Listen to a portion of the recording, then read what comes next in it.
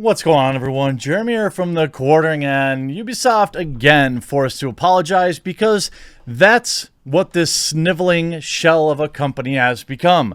Every single time anybody is offended by anything they do, they have to apologize. And yesterday was perhaps the most hilarious yet. What happens is you start bending the knee to these demand an apology types.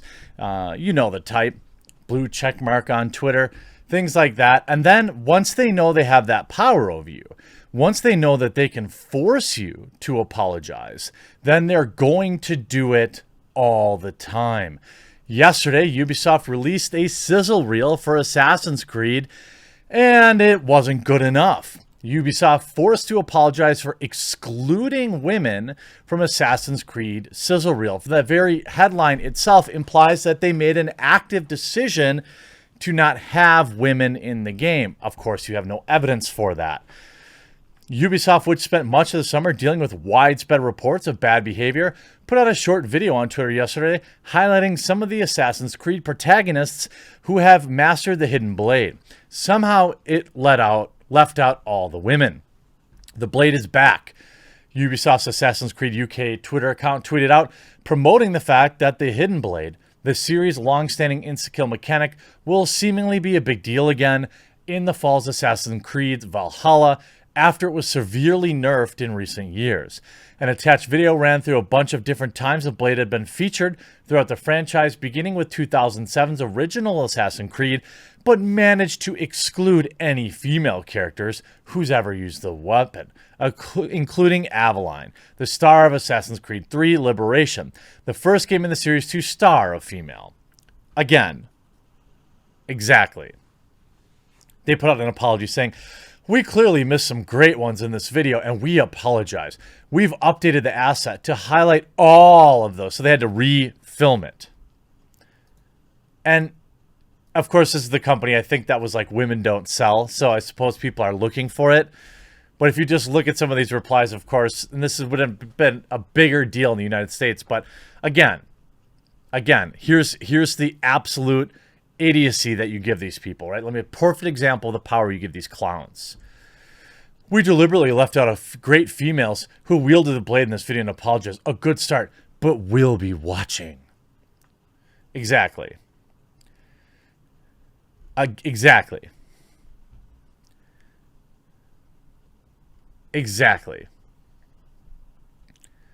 I mean, again, now this one just seems like you're pandering. I thought this was meant to show legendary ones. Liberation's characters weren't legendary. I would have been fine if you just included Aya. She is legendary. Again, you just make everybody happy or everybody angry. Ubisoft, after everything that's gone on, you still don't get it. This is a bizarre phenomenon that I want to explore with you. Why do I won't say it's always people on the far left. Now, this isn't a liberal. This is like a leftist, okay? For being so anti-establishment, why do they always seem to need super huge mega corporations to echo their own personal opinions? There's that great meme there where it's like, you're not exactly punk if your opinions and the opinions of super huge mega corporations are exactly the same. It's so funny how these people are so weak-willed that they're like, "Oh, but I'm a feminist, but how come Ubisoft, the multi-billion-dollar corporation, isn't also saying they're a feminist?" Like, what world did you grow up in that you need that? You need the affirmation of mega huge corporations to feel good about yourself? Today, Ubisoft is back with a second tweet. "We clearly missed some of the characters. We've updated, blah, blah, blah. Ubisoft debuted Valhalla using the male version, relegating the female version's reveal to a specific edition collectible, and then sneaking her into her own version of the game's first trailer months later.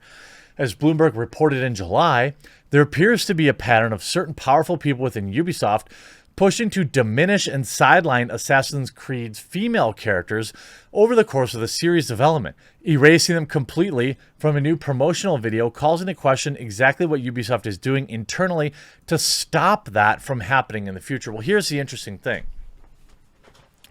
Ubisoft doesn't have to include any females in their game.